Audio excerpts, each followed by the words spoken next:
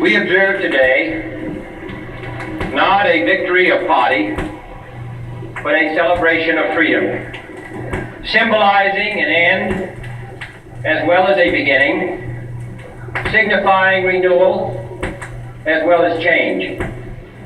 For I have sworn before you and Almighty God the same solemn oath our forebears prescribed nearly a century and 3/4 ago. The world is very different now, for man holds in his mortal hands the power to abolish all forms of human poverty and all forms of human life. And yet the same revolutionary beliefs for which our forebears fought are still at issue around the globe. The belief that the rights of man come not from the generosity of the state, but from the hand of God. We dare not forget today that we are the heirs of that first revolution. From this time and place, to friend and foe alike, that the torch has been passed to a new generation of Americans born in this century, tempered by war, cleansed by a hard and bitter peace, proud of our ancient heritage, and unwilling to witness or permit the slow undoing of those human rights to which this nation has always been committed, and to which we are committed today at home and around the world.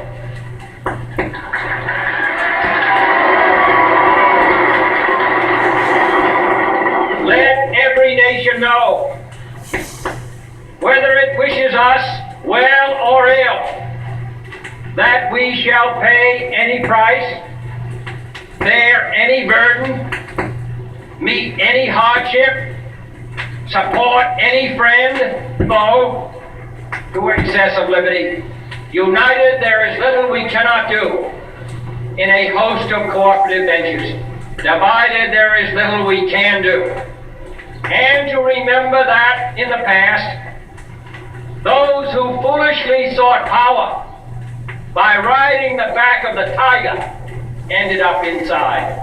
To those people in the huts and villages of half the globe, struggling to break the bonds of mass misery, we pledge our best efforts to help them help themselves. To those nations who would make themselves our adversary, we offer not a pledge, but a request that both sides begin anew the quest for peace. Before the dark powers of destruction, unleashed by science, engulf all humanity in planned or accidental self-destruction. So let us begin anew, remembering on both sides that civility is not a sign of weakness, and sincerity is always subject to proof. Let us never negotiate out of fear, but let us never fear to negotiate. In the long history of the world, only a few generations have been granted the role of defending freedom in its hour of maximum danger.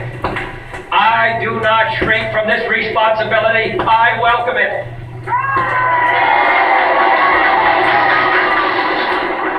I do not believe that any of us would exchange places with any other people or any other generation. The energy, the faith, the devotion which we bring to this endeavor will light our country and all who serve it. And the glow from that fire can truly light the world. And so, my fellow Americans, ask not what your country can do for you, ask what you can do for your country.